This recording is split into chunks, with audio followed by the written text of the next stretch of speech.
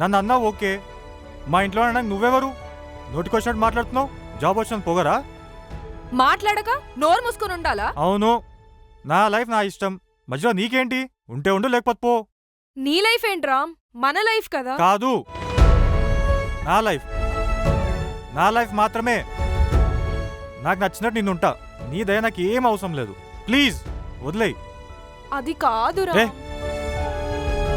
పో అంటే పో, సిగ్గు లేకుండా వెనకాల వస్తావేంటి?